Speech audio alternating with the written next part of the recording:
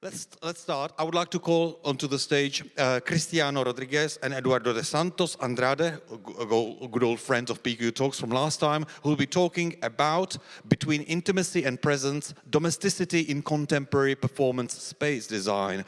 Yeah, come over here. Cristiano and Eduardo.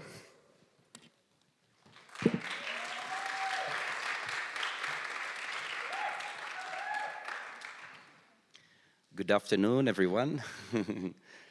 Well, thank you for the opportunity. I am Ed Andrade, and this is Cristiano. We have a research group called Barracão with Teresa, who is not present, unfortunately. And we are going to talk about between intimacy and presence, domesticity in contemporary performance design.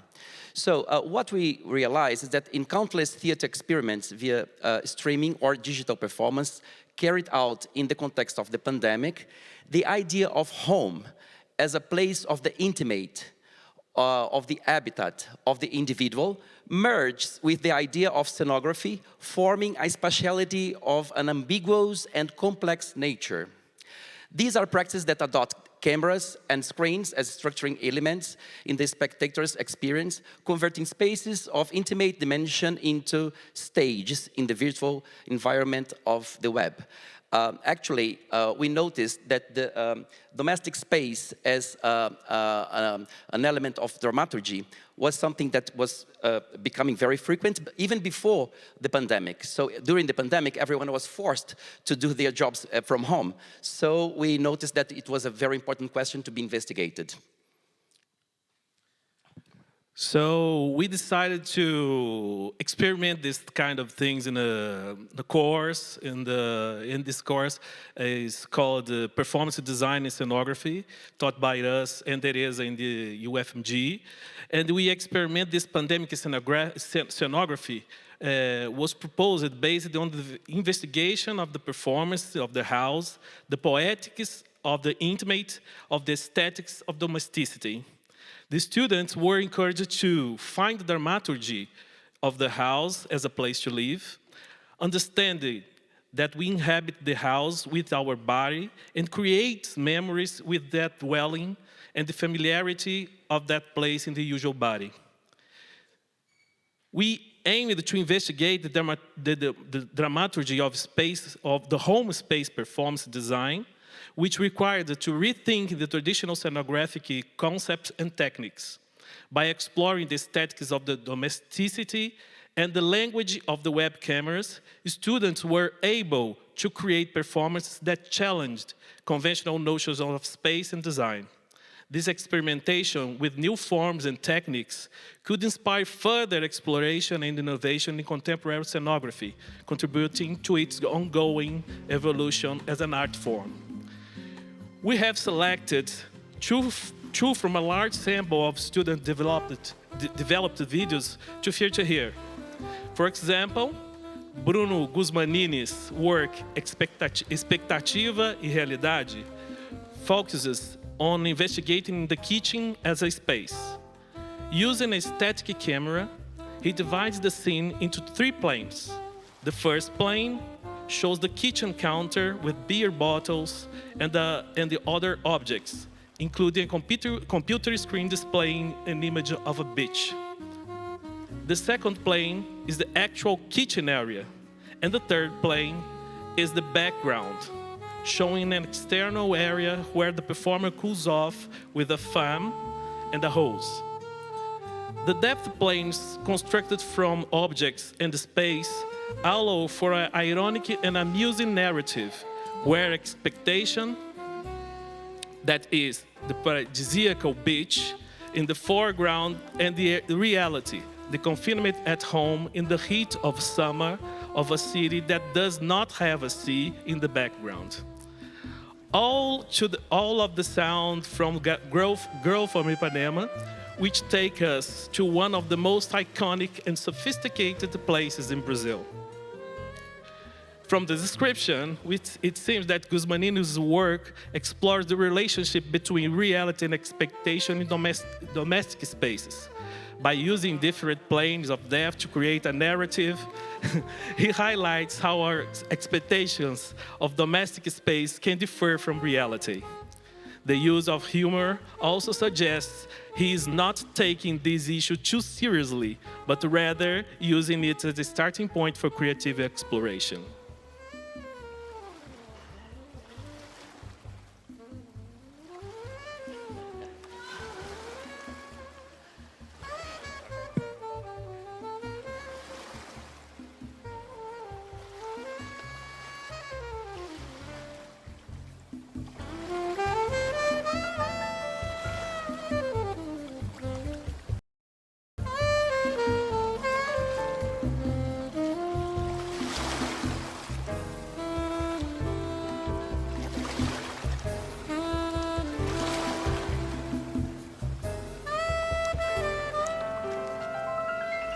Well, now the next work is called Sumo by Mariana Teixeira.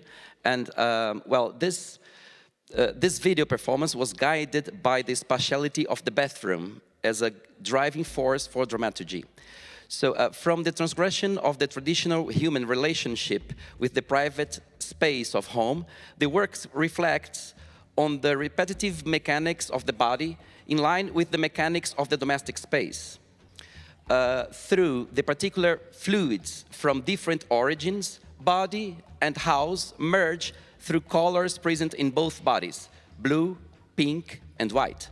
This mix between animated and inanimate objects is also made present by the closed frames, showing only pieces of these creatures, fragmenting them, in addition to the alternation of focuses between these subjects. It's a very different work from the other one. Actually, we had several works and with different characteristics. And this one, while on the other one, he worked with a static camera, and this work, she had a very sophisticated work of addition and framing, and what is very surprising is that they did not, I mean, they are students of theater, so they don't have the practice of using camera normally. But surprisingly, the result of the videos were very sophisticated in terms of addition and everything. And so we chose like these two examples because they are quite different, but all of them inspired by the house, what the house could offer as an element of dramaturgy.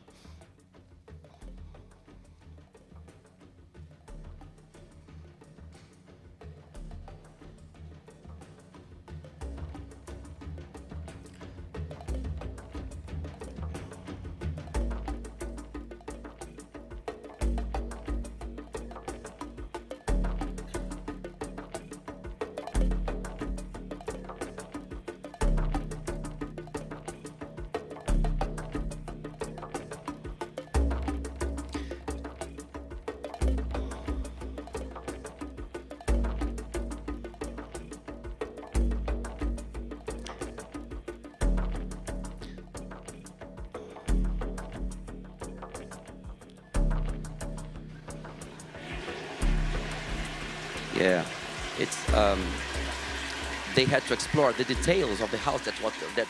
That's what people had during the pandemic, and it's nice how they could like find a dramaturgy in different parts of the house, and from the observation of these experiments, some questions arise. To what extent does the potential for visualization and viralization of images on network replace or redimension this idea of lived space, inhabited space, as a space of intimacy? Is there a destabilization of the relationship between the public and the private? And in a world mediated by screens and cameras, where the new generations are totally digitalized in their social relations, is there a new sense of aesthetics determined by cameras? Because we just thought that we have to start using cameras in our classes because it's really something that is among us all the time. Well, that's it. Just showing a little bit. Thank you very much. Thank you. Thank you very much, Cristiano. Thank you very much, Eduardo. Wonderful, wonderful work. Our second speaker for this flash talk, is Eugenia Tzirtzilaki, who will be talking about what can theatre be? A varied media, long-distance, durational performance. Is that correct? We need you on the stage, Eugenia. There's the clicker. There's the microphone. So I just Hi. So my name is Eugenia Tzirtzilaki. I'm a stage director, even though I often design my shows and my work is very conceptual often and site-specific. It's a little bit complicated, the project I'm going to present, and I will be more than happy to stay with you and talk even after the presentations. So I wanted to tell you how much I was surprised about the coming of and the birth of this project, just as much as the audience was when it was created. Because initially, the story it goes like this. I was commissioned by the National Museum of Modern Art to create a museum theater piece, which is, in reality, is a sort of documentary theater, because you are creating new work based on information that is actual, factual, and then using tools of imagination and dramaturgy to bring to life something new based on that.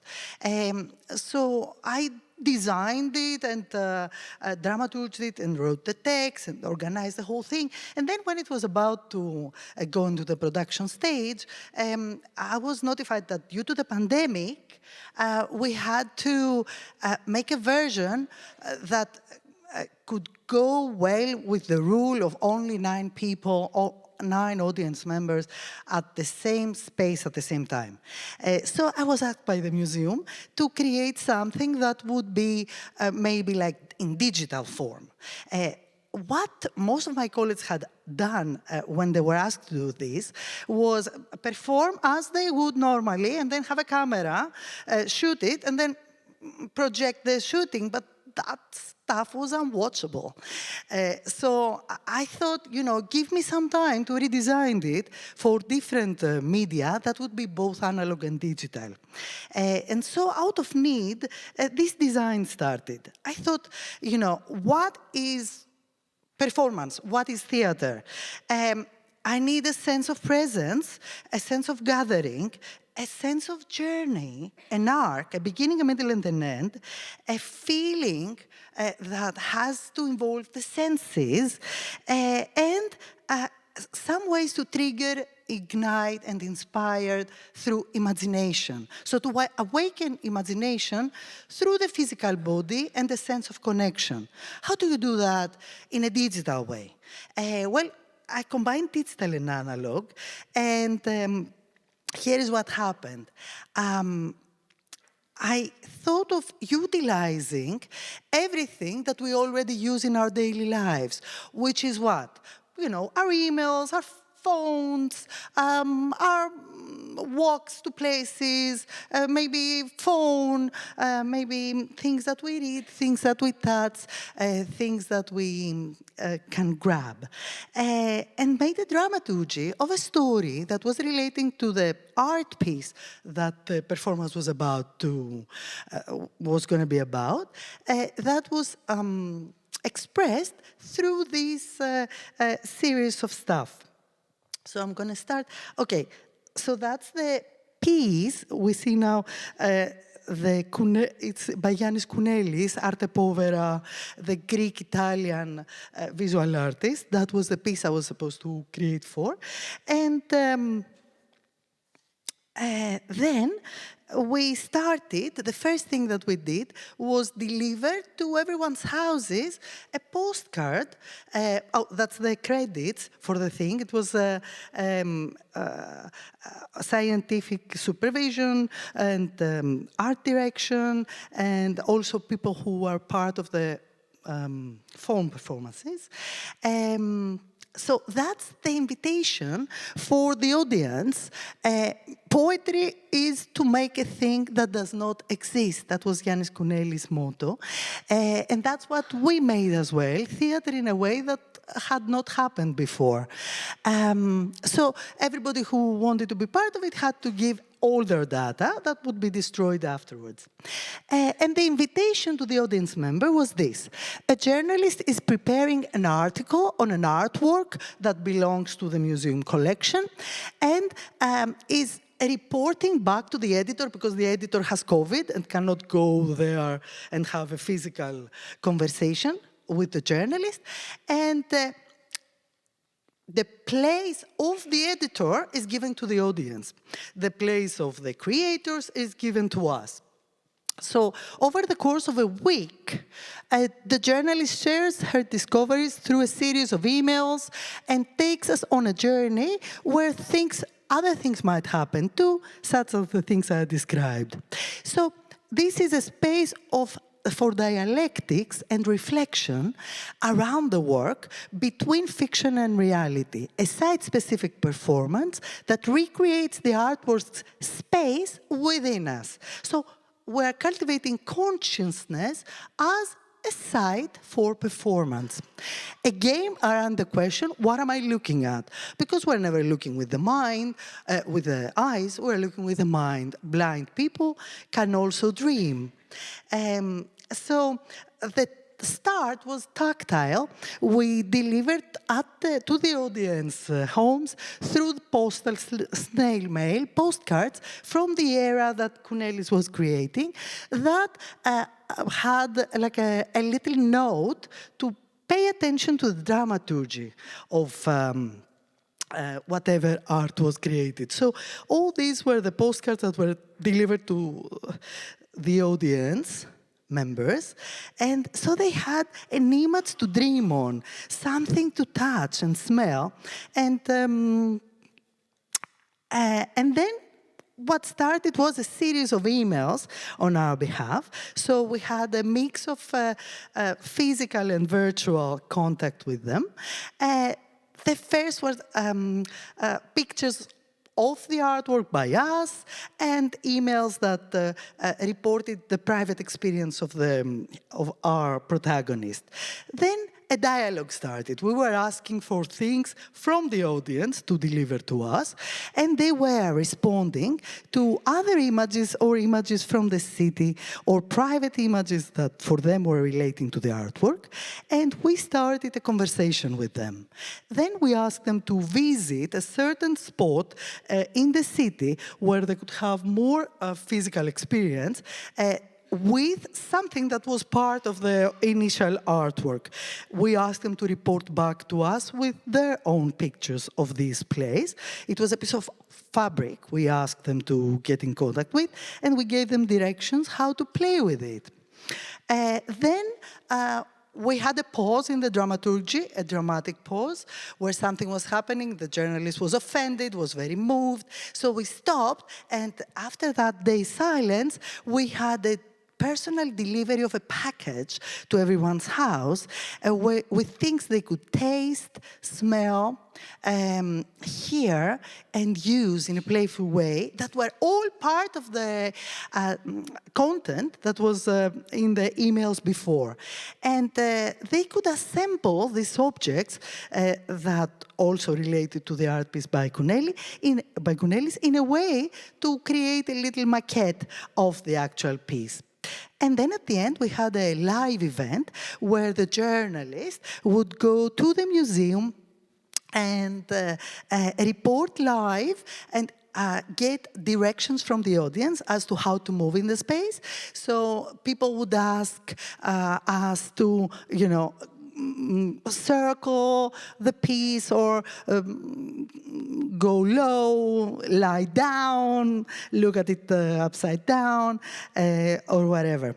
And then at the end, we delivered through email again a lot of bibliography that was very pop language. You could totally follow it. And so that the experience could be an ongoing experience. We delivered that bibliography in 3 languages and in no language, just video.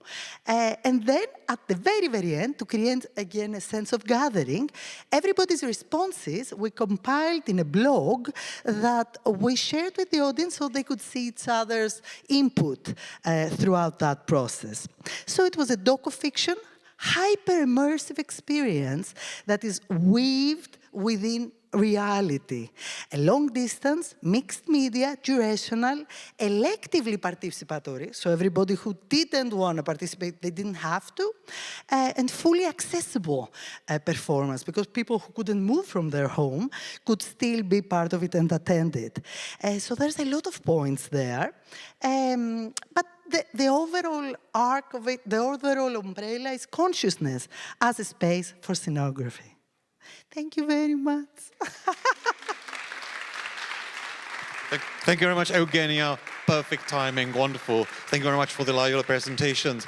Our next speakers are Tatiana, Vintu, and Joshua May, who will be talking about Debussy's dream opera before and during the pandemic time.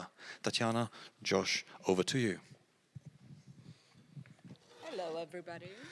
Good afternoon and welcome to our presentation, Debussy's Dream Opera Before and During the Pandemic Time. My name is Joshua May. This is my wonderful partner, Tatiana Vintu. We're going to talk a little bit about how our experience of an immersive opera that Debussy created in his lifetime came to fruition during our lifetime, using projections, immersive sound, as well as curative scenography that helped actually bring the audience inside of the opera itself.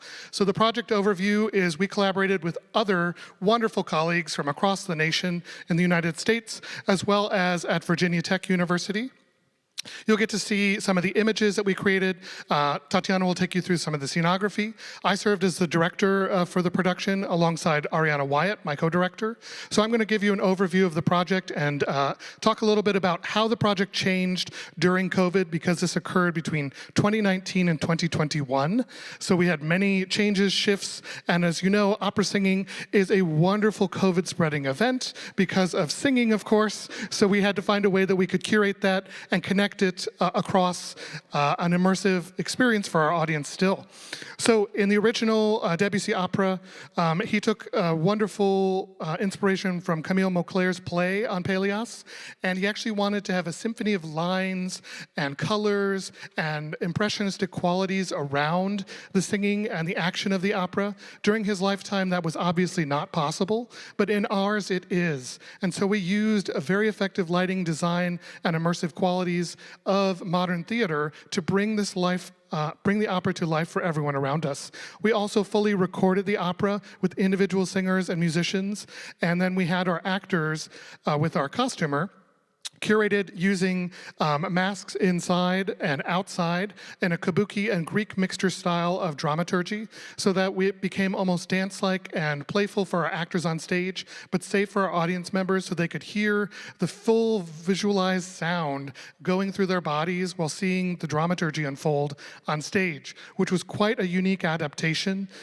both for our actors, our pre-recorded singers, our live projections and set and moving pieces all around our audience. So it really was quite a unique change that we had to make during the pandemic. Rather than seeing a traditionalized opera, experiencing voices from the actual human beings creating them, we got to experience them in a sound sphere on stage, and it was very, very unique. So part of that glory goes to Tatiana in redesigning and finding a way to be an immersive cube space, going to a proscenium theater, and then going to a large veiled concert hall. And you'll see all of the designs and elements with that. As part of the training that Ariana and I did with the actors on stage, character movement through the language of gesture, speed of action were utilized with unique expression for each character, so they moved in the time of the music, and they were able to curate both the gesture of emotion and the kabuki-style dancing that you'll get to see in a moment visualized in front of you. Performers also explored using Chekhov. We also used Stanislavski and played with a variety of acting training and techniques for the young actors on our stage, playing with an immersive and interactive set that were cued all over, not only on the ground, but behind us, above us. Every step every step they could take, every touch they could make could be cued to create water on our floor, fire behind us, a quick change of scenery that were immersive through dialogue and musical elements. So everything became interactive with our cast. It was quite spectacular to behold and really interesting to see the way it was created, both in our actors, our scenographer, and our immersive projections and music specialists. So I'm going to change over to Tatiana and have her explain a little bit about our design. So the Pelias and Melisandre was a quite fascinating endeavor.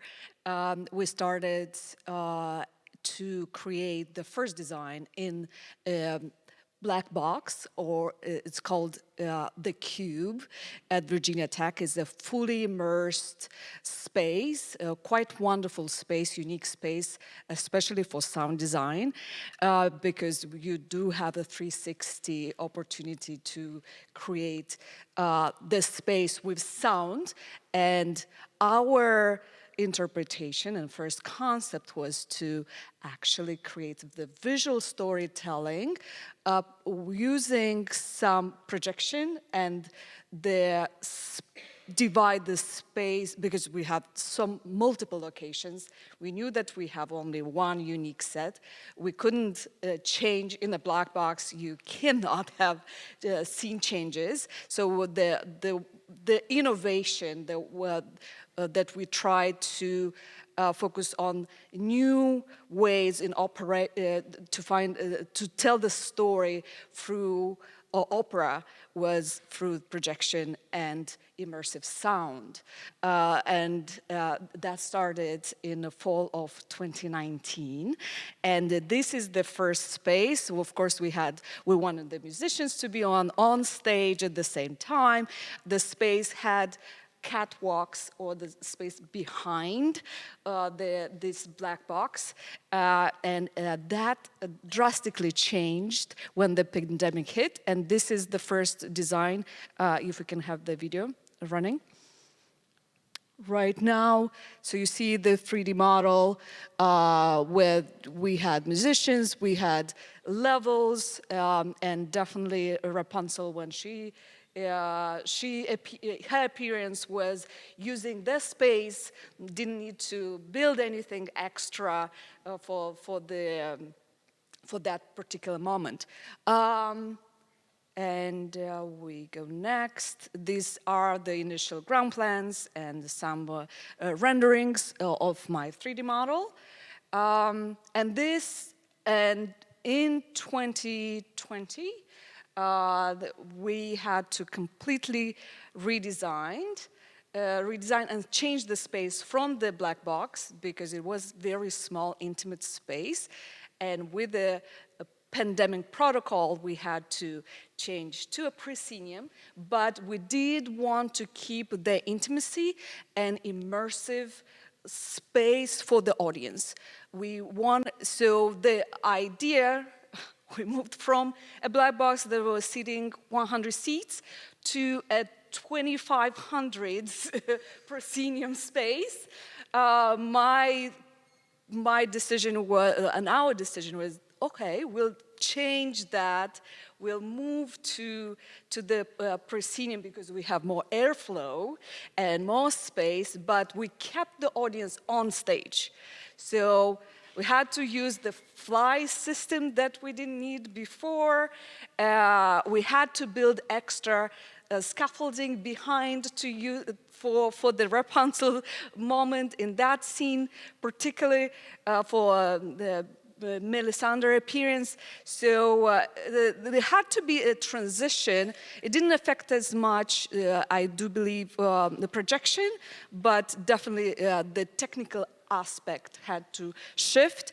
And every week we had different requirements of the limitations of how many feet you can change from each through the audience. So I had to change the seating arrangements every week and had more and more added to that. And changed the ground plan, and you could see initially it was 6 feet in between, and then we had oh yes, now you can have 3 feet, and in the end we did have that lifted completely. By the time, a week right before opening, we still didn't know what the seating arrangements would be. And how many people we can have in the space. These are ground plans and set changes. I would like to see the video for the final model, and it didn't change much, but there were some adaptations. But the challenge was with creating the audience. And so that. Now we move to projections. We do have photographs of the final product.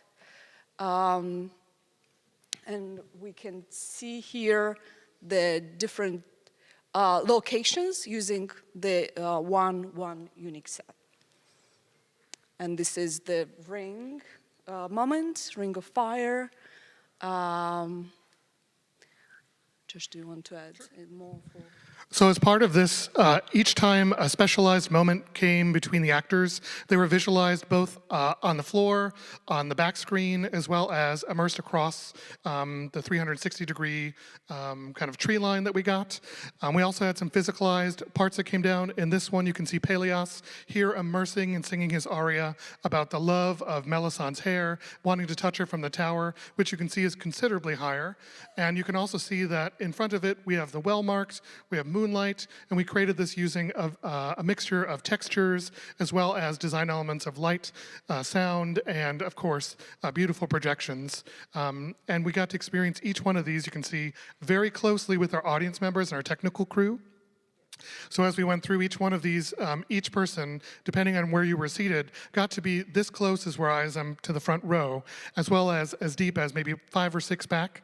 And each one of them got to experience the river flow through them, got to experience the sound and action of each one of the set changes that we saw through projections, whether it was at the rocks and the beaches, at the castle head, in the forest itself, and got to experience the interaction between small objects and large objects on the scenography. In addition to this, it created really unique space performance opportunities, so the show could travel and go to any space and be curated around the projections and the specialized elements of the set that was created for us by Tatiana, of course, as well as our designers in light and costumes. We hope that this will continue to grow and continue to show as a modern adaptation of what Debussy saw in the beautiful story of Peleas. The pandemic protocols, of course, made it challenging for us, but we found a winning success through our team, and we're grateful for the time to share our work here at PQ. Thank you very much. Thank you very much. Thank you very much to Tatiana. Thank you very much to Joshua for a wonderful talk. Our next speaker is Christina Eleftheriadou, who will be talking about flow.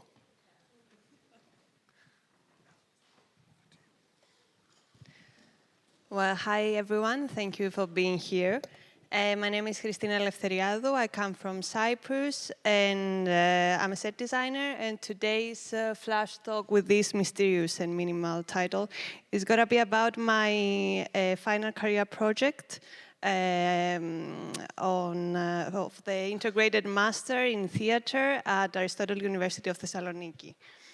Flow was a visual-based working performance about the flow of urban materials and participants that took place on the streets of the old town of Thessaloniki on 2021. And following the flow of today's presentation is going to be about a project that was shaped and inspired by COVID-19 restrictions. To put this in a context, this project was conceived and presented through the second lockdown in Greece. That was a long duration enough. It has a duration of 7 months, full of restrictions. And one of them really marked the structure of this project. It was the SMS measure. Every citizen, to be able to get out of the house, had to send an SMS mentioning the reason of this movement. So for this project, I focused on the movement number 6, that was about the outdoor physical exercise. Movement number 6 was really crucial for the mental health of a lot of people, and was really crucial in my case for the survival of my thesis. So,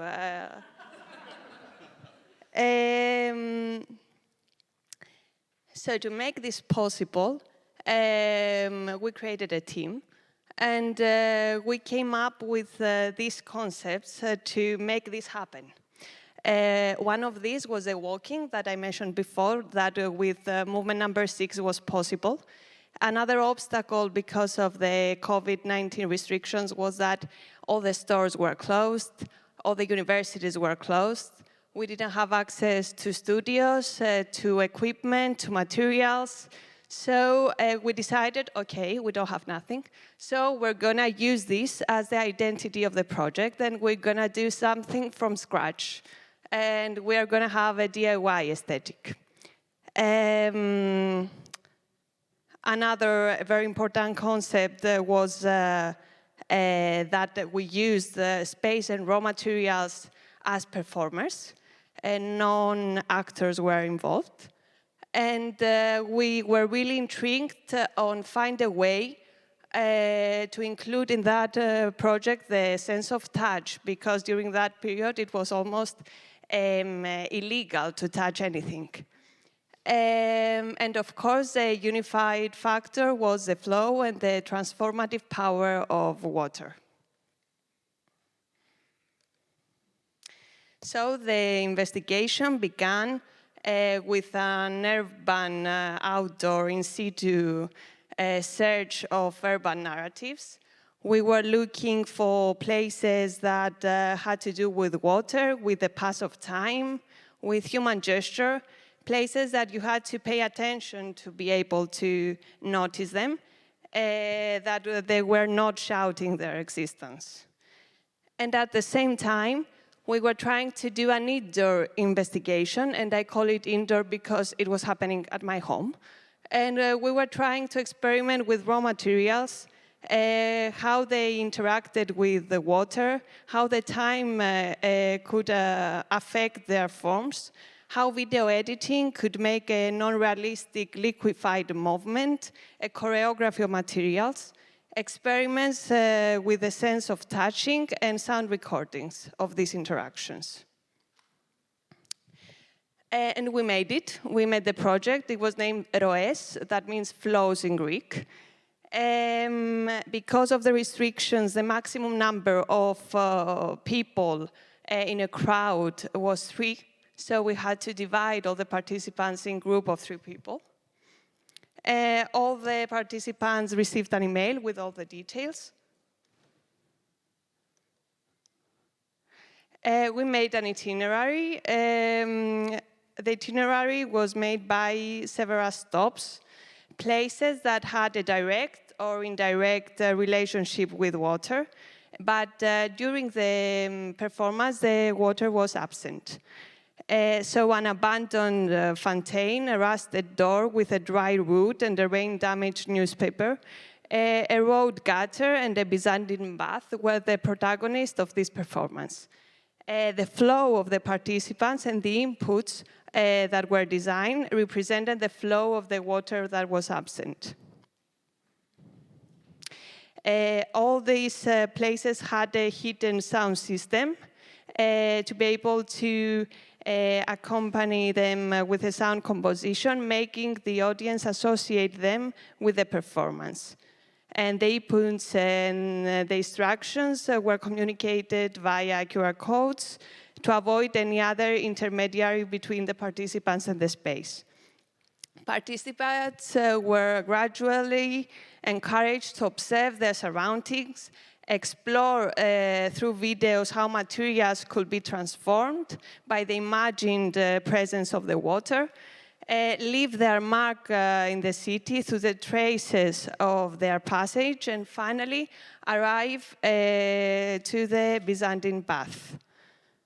The Byzantine bath was a place that by default was made to do social interaction.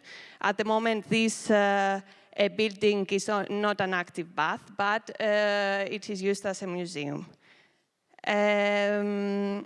By entering the space, there was a sound composition that was working as a spatial element, as it created geometries that was made by bumps and percussions between water and various materials. Also, videos with choreographies of materials were installed.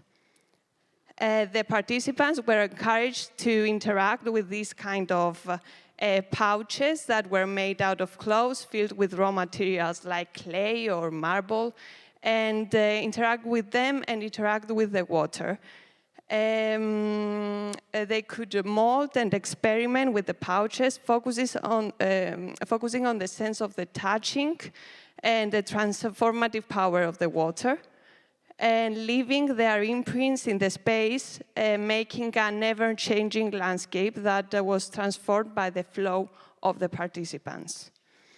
And to conclude, I would like us to watch a video that brings all the elements together. So Jan, if you can. Thank you.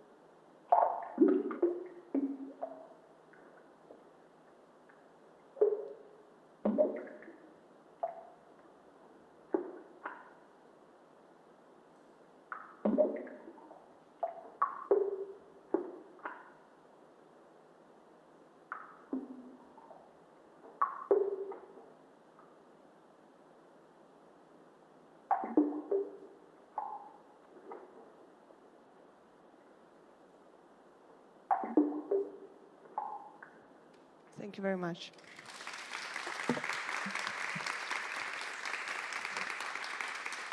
Thank you very much, Christina, for your talk. I would like to invite Nina Vogel to talk about Lambe-Lambe theater, minimalism and creativity take over the streets of the world. Nina, here you go.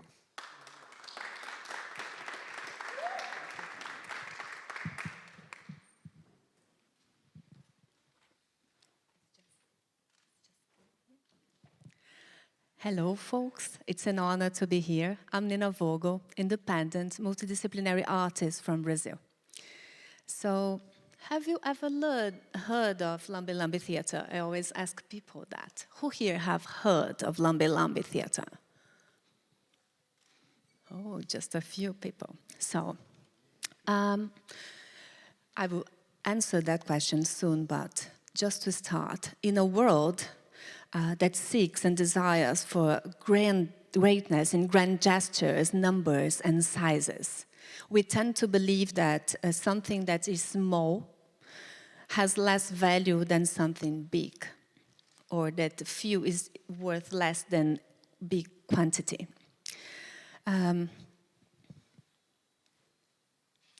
So it was Gaston Bachelard in The Poetics of Space here translated in English to 1969. He said, "The miniature deploys to the dimensions of the universe.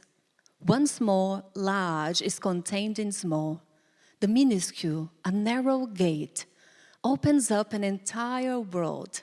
The details of a thing can be the sign of a new world which, like all worlds, contains the attribute of greatness. Miniature is one of the refuges of greatness." Well, that could be also the description of a Lambe-Lambe theater, which is a miniature puppetry form created in Brazil by two black artists from the northeast of Brazil, Ismini Lima and Denise de Santos. Ismini Lima passed away last year, and they were never recognized as the models of Lambe-Lambe theater. So as this puppetry form has changed my life, it is also my duty, I feel as my duty, to take the names. So I would just leave Denise de Santos introduce herself, and then I continue. The video, please.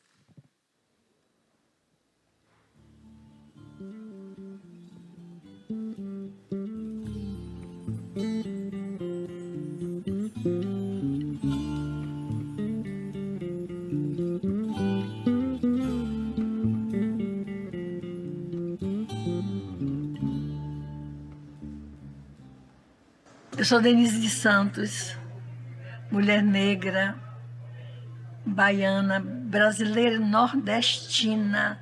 Nasci na cidade de Irará, numa tapera. Fui criada pela minha avó, Dona Ana, uma mulher parteira, charuteira, fazedora de bonecos e de panelas de barro. Me formei pedagoga e na minha trajetória educacional eu sempre trabalhei com teatro de formas animadas, porque é a minha raiz. Em 1987, juntamente com alguns outros companheiros bonequeiros, criamos a ATBB, Associação de Teatro Boneco da Bahia. Mas foi em 1989 que eu criei, juntamente com Ismini Lima, essa linguagem inovadora chamada Teatro de Lambe-Lambe. Ele surge da necessidade de preservar um segredo, de guardar uma coisa que só podia ser contada segredadamente. Ela surge da necessidade de guardar o parto, o nascimento. E aí é que entra Ismini. O Lambe-Lambe é fruto do meu parto e o olhar poético dela. Se não fosse o olhar poético da Ismini, não teríamos o parto. Se não fosse, não teríamos o Lambe-Lambe. Se não fosse o meu parto, não teríamos o Lambe-Lambe. Então, é uma junção. Falar de Lambe-Lambe é falar de Denise, é falar de Ismini. Ismini é a essencialidade do Lambe-Lambe. O teatro de Lambe-Lambe, ele permite possibilidades. É um espaço cênico, miúdo, mas que permite todas as possibilidades do teatro convencional, porque ele tem a luz, ele tem a cenografia, ele tem o espectador, ele tem o ator. O Lambe-Lambe veio para modificar, veio para construir valores, veio para congregar. Quando eu falo construir valores, eu falo esses valores que são construídos para o bem da humanidade. O Lambe-Lambe não nasceu à toa. So when she talks about the birth, it's because they were teachers at Salvador de Bahia in the 80s. And you can imagine, at that time, the birth was a taboo, and is still a taboo in Brazil. So the kids used to believe that the stork, the bird, was the responsible to deliver the babies. And Ismini and Denise were feminists. So they said, no, this is not possible anymore. We have to teach these kids, these teenagers, how a child is born. So they saw a photographer of Lambe-Lambe, which is the wooden box, with a fabric, which they revealed the photograph right into the street. And they had the idea, because she used to do the small puppets, to do a prototype of a woman. And so the first Lambe-Lambe is called the dance of the birth. Sorry. So it was like to reveal the secret one by one, this intimacy of the birth. And this became like an artistic, popular movement that took the streets of Brazil, took the streets of South America, Latin America, and now is present in more than 34 countries. It is a very generous art form, which establishes a code of intimacy and connection right away, which is completely different from, big audiences. Well, let me pass here. So, okay, I've already talked about the Lambe-Lambe. And then, inspired by this movement, just with few resources, in 2019, just before the pandemic, I decided to transform my heart into a stage. And so I created Concordis, the heart. But little did I know that the pandemic would come, and I could have never imagined what would happen. So when the pandemic came, I was invited by, I don't know how the people in the United States and Canada found out about that, because I never applied for it. So I got 2 invitations because they saw this picture. And I did like 2 seasons, and I started doing one in the camera, which was new for me too, But this is also a contemporary form of Lambe-Lambe, because Lambe-Lambe is usually a box. So this is different too. It has like 8 scenes and the little brain too. So it happens in these small scenes, and each time the camera opens, there was a stage manager. I didn't know who would come. So I performed to more than 20 countries in 7 languages. There are no words, but there is a small text. So it was kind of as this heart was like, a space-time machine.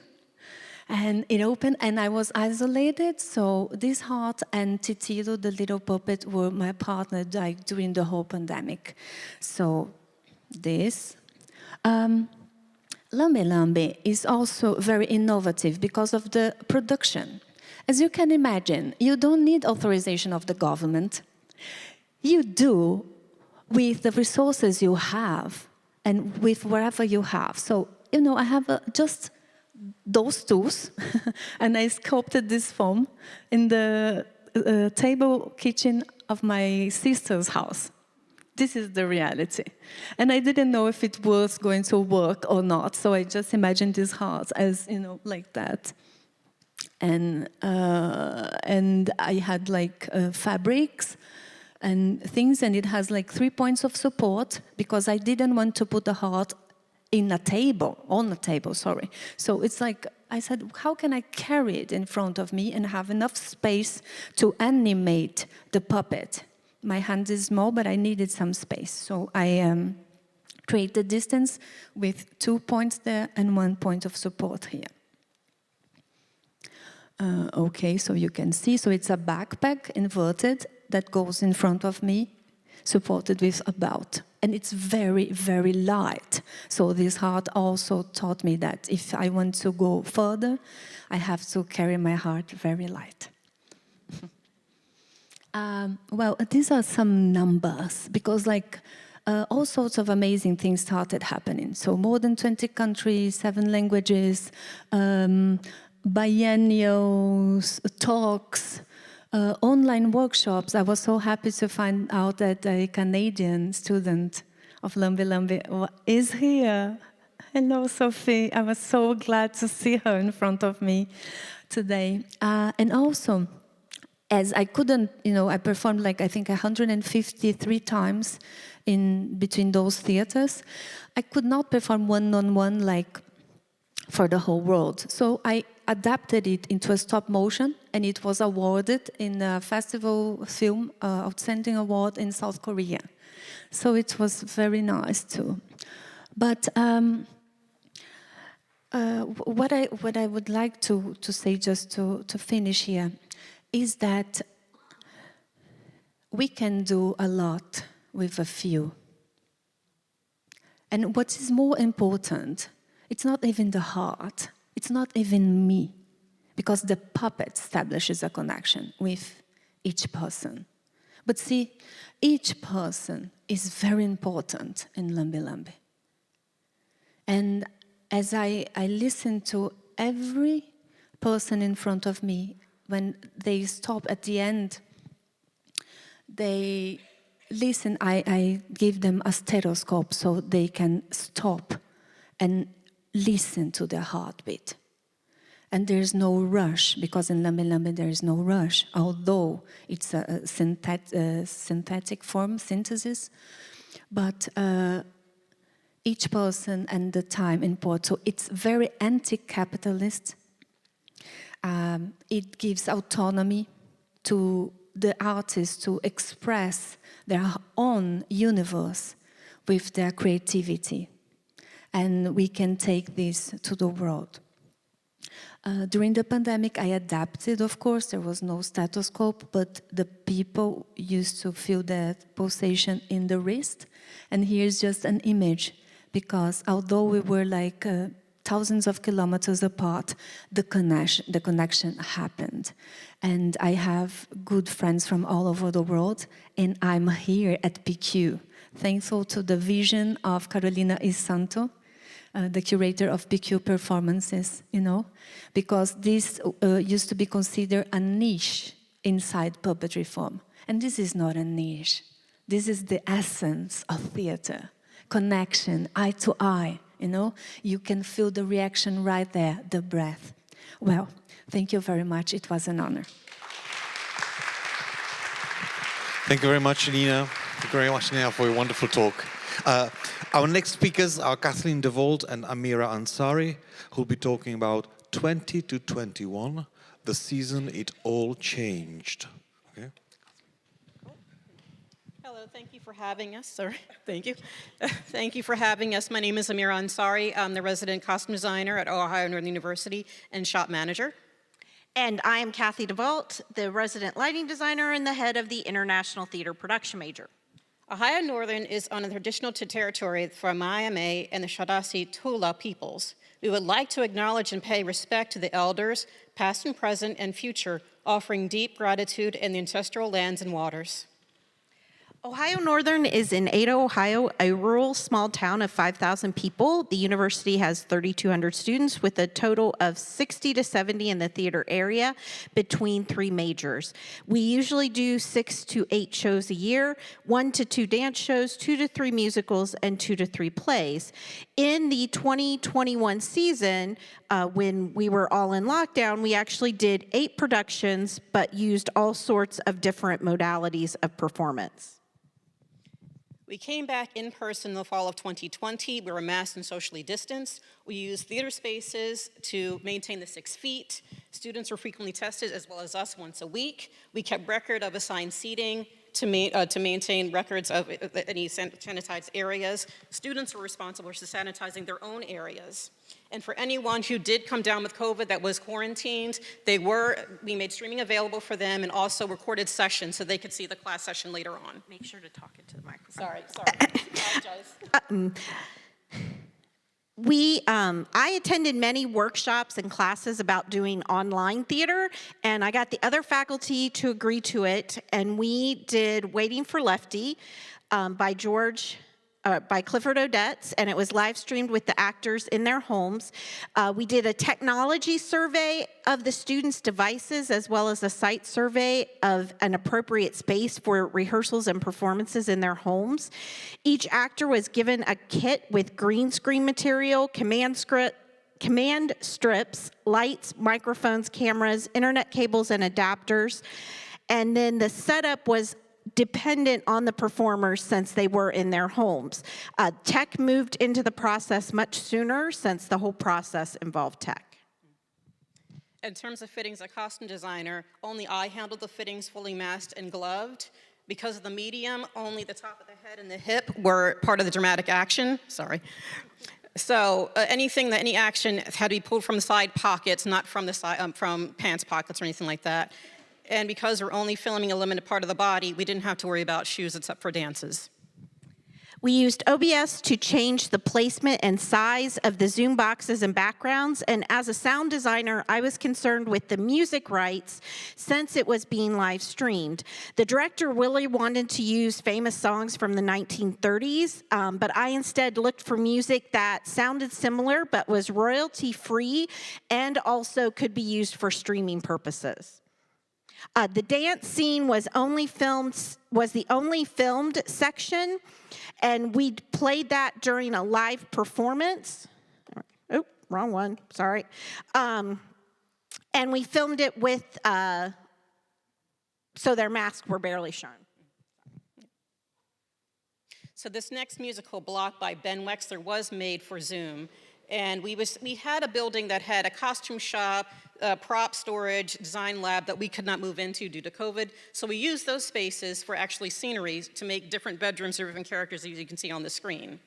And we had 2 different casts, 4 actors in each performance. So 2 casts got 2 performances. In addition to that, we did have a person that did come down with COVID, so they were isolated and had to perform the show in their apartment. So we had to deliver props and costumes to where they were so they could perform in their own space. Lighting was much more controlled since they were in a permanent space. We could light it and leave it and not rely on the actors to set up the same each night as had happened with Lefty, because they are actors. Yeah, this is a piece right here, a dance piece that was performed in front of our library. So dancers were masked and performing on different levels, as us, the spectators, were on the outside in mask and socially distanced 6 feet. We started setting that piece up at 4:30 for a 7:30 performance because we had to wait for the library to be closed. We used big windows on the ground floor as well as single windows on floors higher up, so rooms on different floors all needed lights and sound to be synced up. And since little setup time, the entire rig was teched on our main stage and then packed up and moved to the library, and so there were no technical rehearsals in the space. This is our work with Tectonic Theater Company that we moved the residency to an online format. 12 students participated as long as with faculty, including myself and Kathy. And what Tectonic did with us was movement work, or moment work. And so those series of moments continued into a sequence. And those sequences later on produced the play, the end product that you see there. And because of the nature of the work, we tried to use the boxes that we were in not as hindrances, but as an opportunity for creativity. We used texting and IMing, the chat function in Zoom, and we all can remember the people that forget to unmute. That was included. And this is actually a moment that when light was passed from one person to another in their various boxes. So this is House of Bernarda Alba, and so this is the work, the costume work that I had done, talking with the director, Kate Robinson, and so it wasn't a bare set, but it was a minimal set. So costumes were responsible for time and place and period, and also state of being of the characters. And we reconfigured the theater from our traditional set, so the audience was actually sitting behind the scenery, traditional audience seating. Because it was live streamed, the production staff was up against the back wall because we needed classes to be able to be performed during the day. We reached out to our university's IT department to see if they would help us, but they would only commit to one rehearsal and the performances, and we knew that that would not work for the show we wanted to do. So we bought 3 cameras and switchers and learned a lot about how to do camera work. As the lighting designer, although I was in the room during the entire tech process, I watched the play on a monitor and did not look at the stage. There was an issue with the psych looking white in the camera on the monitors, so we ended up having to learn more about camera settings so we could get a look closer to reality. Like she said, since you're up against the back hallway and we just had the stage, it was actually easier for me to do quick changes since I just have to be slightly off stage out of the cameras and not in the wings or out in the hallway. So it made the transitions a whole lot easier. The only problem we ran into is you can see everybody was masked, so it was very hard for people watching to see who was speaking at one time. Later on, we did fix the issue with clear masks so we can see people's mouths moving.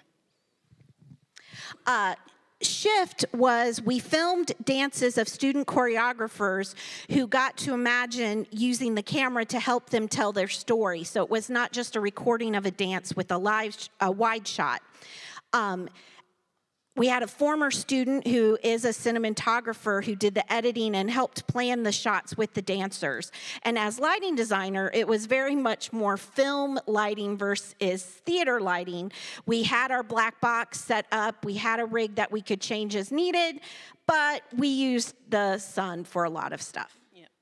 We had one dance piece that worked really well for this format since the choreographer wanted paint to be used, permanent paint, and as the series of the dance went on, the dancers had put paint on themselves in forms of handprints, so that could only be done once. So in that sense, it was perfect. We weren't going to buy a whole bunch of sets for one piece. So.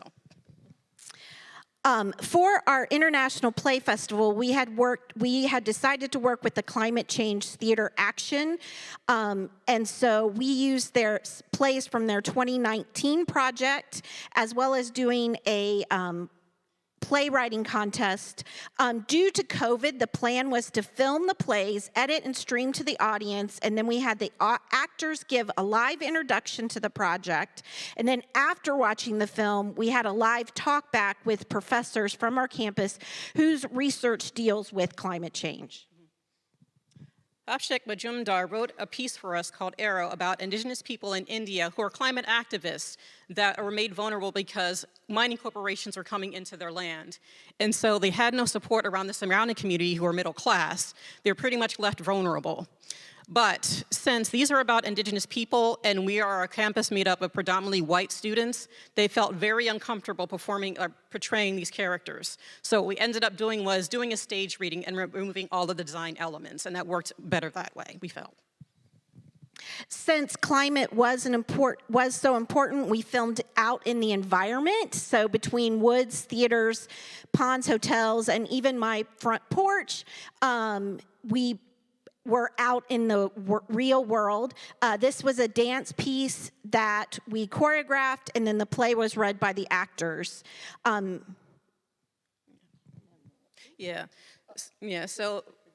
So pretty much what we took away from this, definitely was what do we really need to tell a story and not what things can we throw at it to make it spectacular. So it's like elements for actual storytelling. And also for me, it's a very, costuming and actors, it's a very intimate process, and how do we keep the actors safe? And these were pictures from Sunday in the Park with George that was done outside. So the actors were not masked and the audience was in pods set out in various 6 feet apart, and they were masked. We also have, I think, what we were able to do was give our students training that they might not have gotten otherwise. And the learning did not stop because the modality changed. In fact, the students ended up gaining a lot of new knowledge. And we were all learning together at that point, and I don't think we've had that same type of energy since we have gone back to more traditional forms of theater. And hopefully we'll be able to do some sort of hybrid things so that people who are far away can still see our productions. And thank you. Thank you. Thank you very much, Kathleen. Thank you very much, Ameera, for your presentation. Our final speakers on this Flash Talk panel are Connie Svabo and Anja Lindelof and their special assistant. Hello. So we are Anja Lindelof from Roskilde University. And Connie, can I have some? And Connie Svabo from the Southern Danish University. Yep, and the title of our flash talk is Refitting, a rare trying on the dresses again, interweaving the personal and performance design. We try out the past. Do the clothes fit? Where do we go from here? We are researchers performing. We are professors. We are leaders. We used to be friends and colleagues. We used to perform in these dresses. We were researchers performing. 8 years ago, we were here in Prague performing in these dresses. Our daughters were with us. They were young. Now they are older. Things happened. Time happened. Our relationship broke. Conversations became rare, non-existent. The dresses were tucked away. Mine was crisp and crumpled, lying in a special bag at the bottom of my lingerie drawer. And mine hung away in the back of my closet. It was a partnership that was stalled, rare, silent. Do the dresses fit?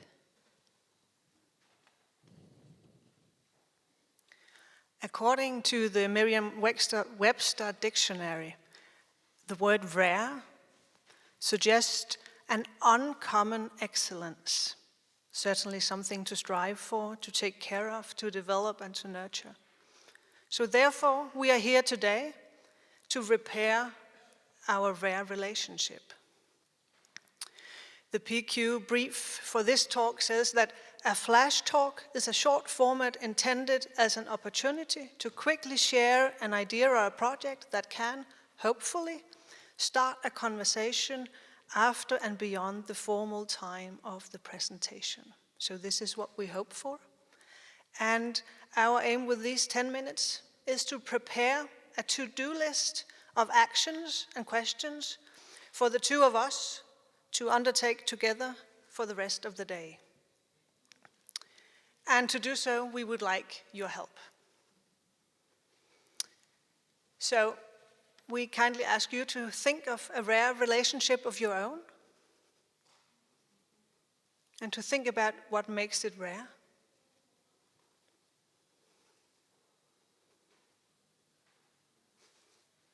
Do you think of one?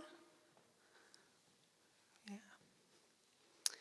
Then use this to help us make this to-do list.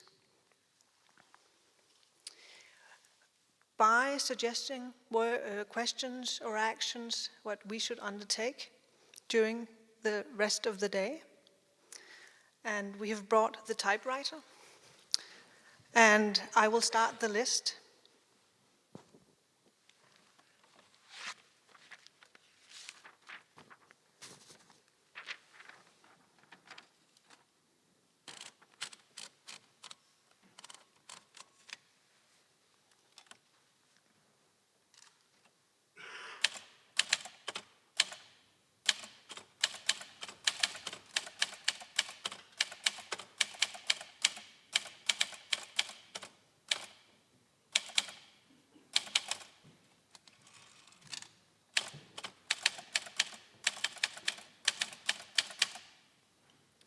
Now I have titled it, The PQ To-Do List of Repairing Broken Rare Relationships.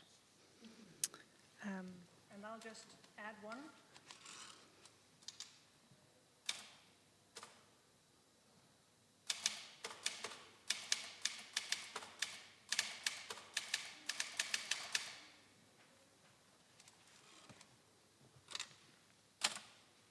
Would you like to add one?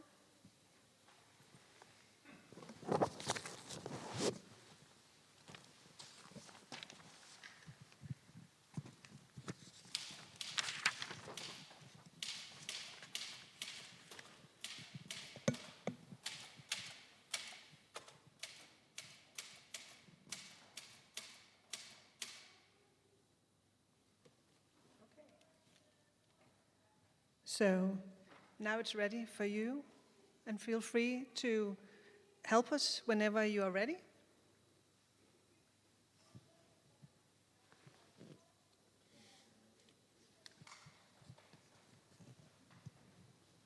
After rarely having spoken, or been in contact for 3, 4 years, the opportunity to perform and interact with the rare became a chance to repair, interweaving the personal and performance design.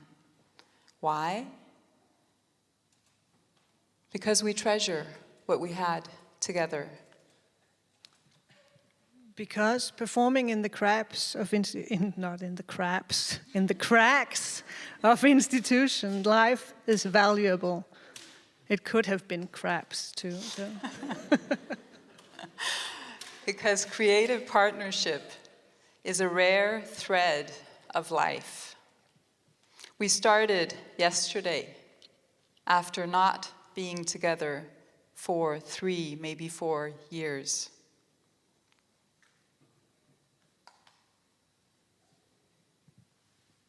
So how do dialogue and dresses fit together?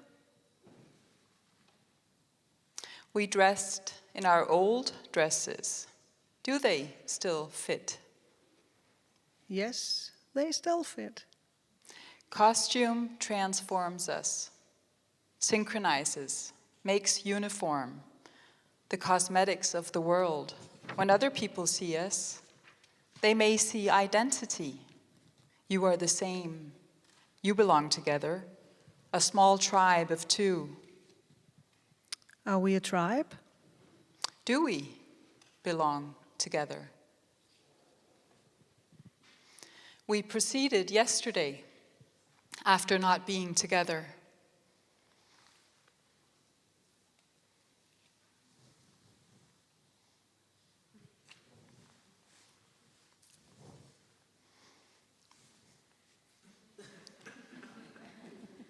We mirrored each other. You look like me. Does that mean you like me?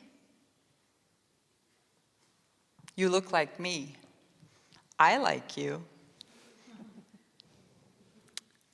I look like you. Do you like me? Do I like you?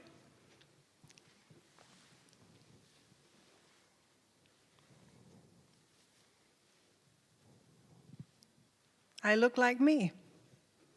Do I like you?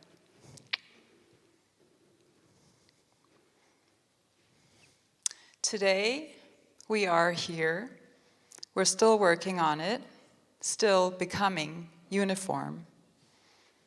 Still becoming me, still becoming you. Still becoming us.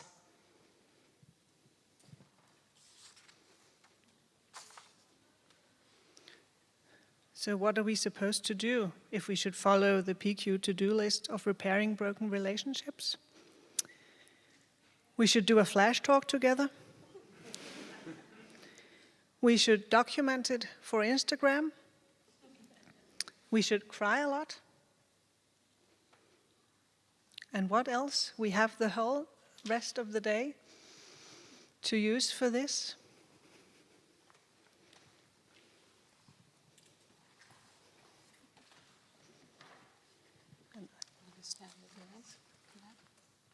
Would you like to?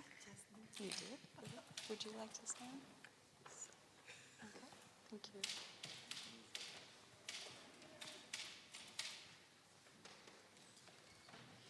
Would any of you, would you like to help us?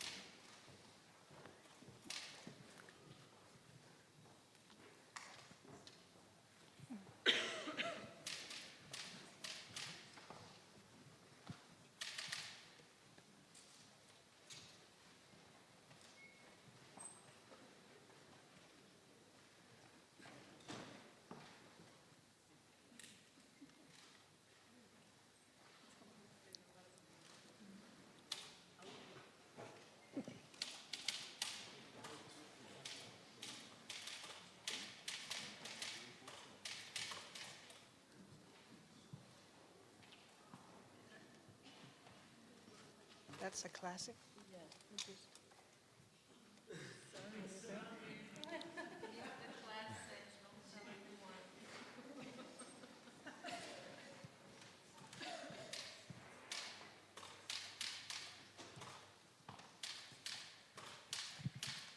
Where do we go from here?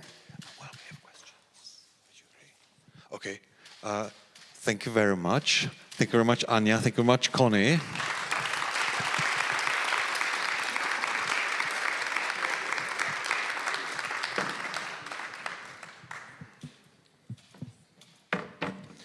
And we have agreed that we could leave the typewriter sitting over there. We'll move it slightly to the side. I'll invite all the speakers onto the podium. Okay. So that while we have questions from the audience, you can also write tasks what Anja and Connie should do while today as part of PQ. Thank you very much to all the 7 Flash Talk speakers. Thank you much.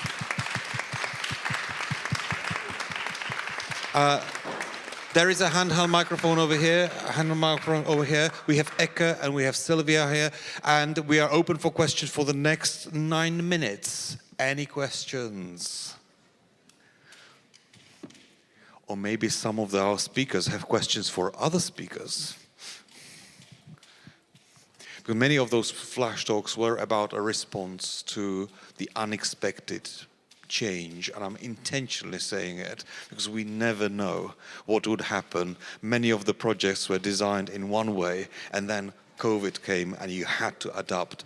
And of course, we never know what will happen, and we never look for the unexpected. We know that the unexpected may occur, but it does. And I really love how the themes and the creative responses to the problems, the traumas, the difficulties that we've been experiencing over the past few years, how you have dealt with them responsively and creatively. Thank you very much.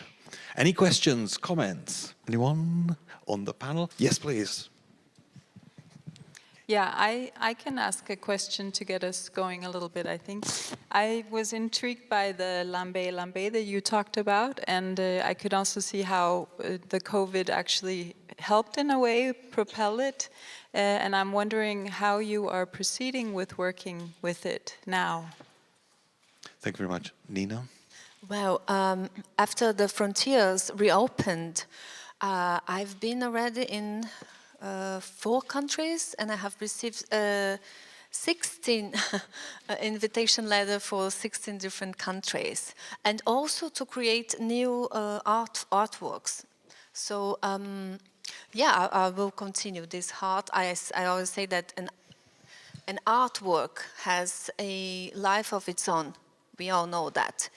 We can imagine, we can think of things, but what will happen, we never know. So this heart is always like surprising me, and it has a journey of its own. And yeah, so it will continue, surely. Thank you. Thank you very much for the question, Anja. Thank you very much for the answer, Nina. Do we have any questions from the floor? Yes, up there. Eke, if you could run up there. There is a mic. Oh, sorry, I didn't know. No. Please wait for the record. Okay, I'll wait. Even if you could introduce yourselves. My name is Adam Mendelson. I'm a senior lecturer at University of Maryland, Baltimore County. So like Ohio Northern, we tried to do a lot of things like that. We learned a lot about cameras and a lot about OBS and a lot about QLab and all of those things. And my challenge with what we accomplished was that I wasn't sure it was actually theater. I think sometimes it was just bad television. And so I wonder if you could reflect on those projects that you guys worked on that became digital theater. I'll put that in quotes. Just because I didn't feel like it was. It for my taste, it robbed me of the live performative element. Thank you very much.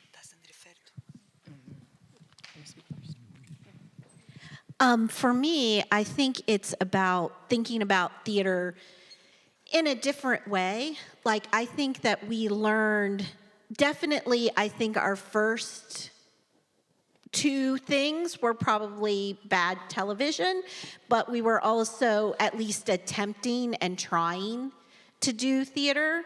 I think that what you're missing when you're in that digital format is that energy exchange between the audience and the actor.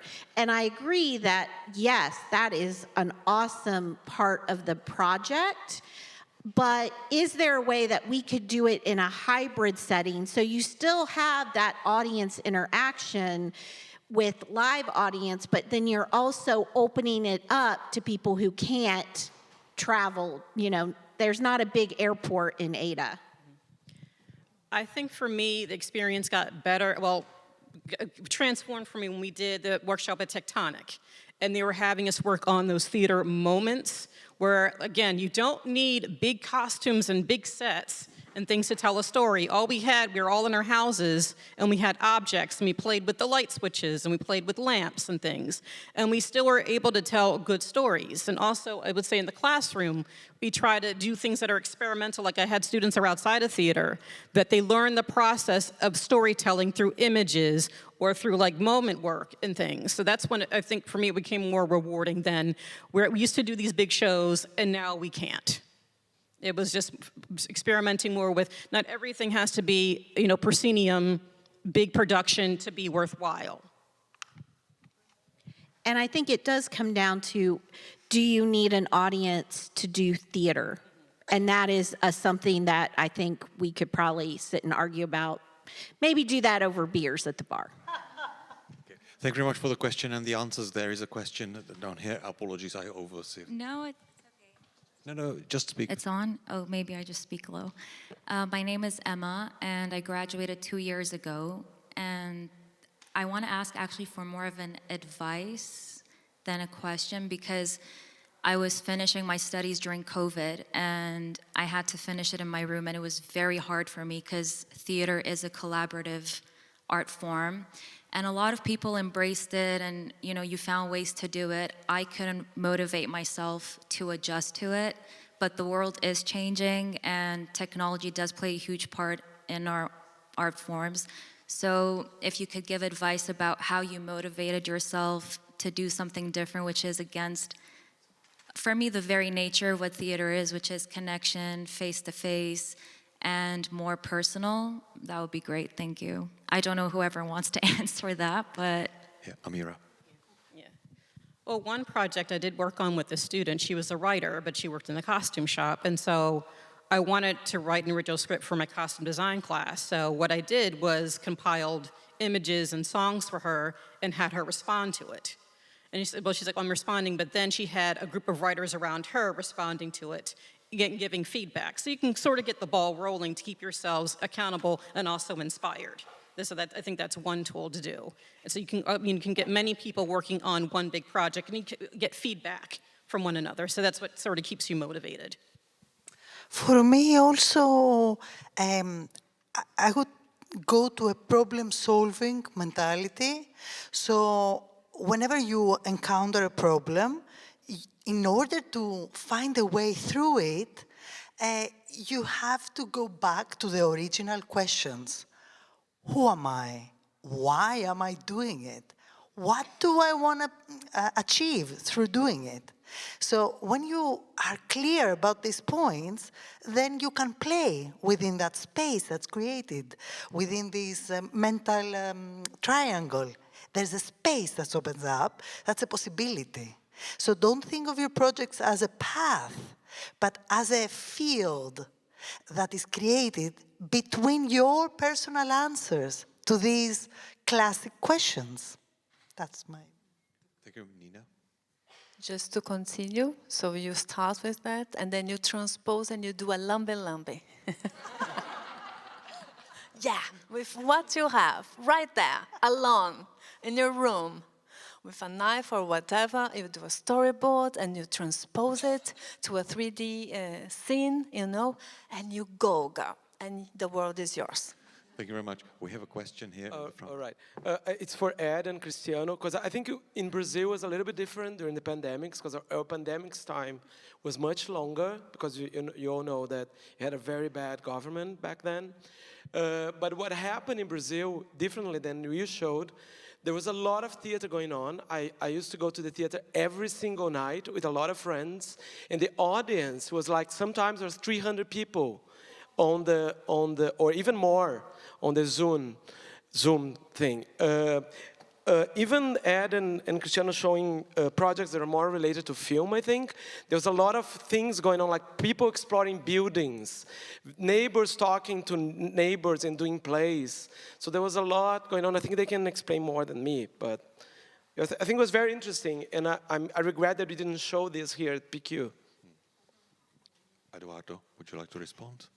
It's funny because I said to Cristiano that I don't feel very comfortable when I remember that time of pandemic.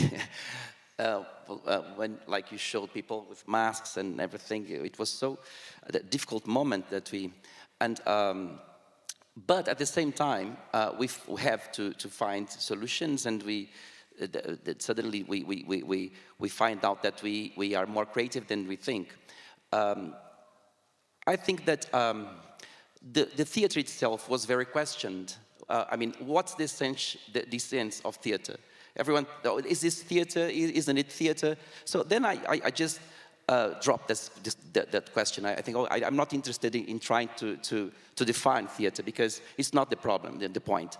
So then what we had to do was to discover ways of expressing ourselves.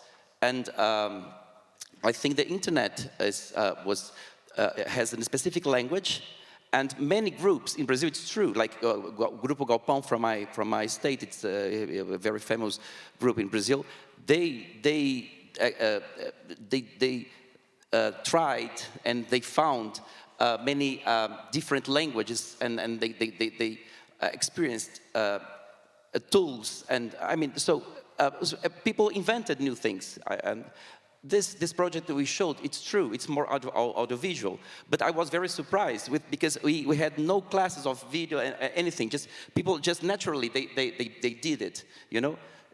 So it's I think it's not a matter of being or not being theater, but it's our capacity of producing things well. Yeah. There's another thing that's quite interesting. It's just, it was very reachable.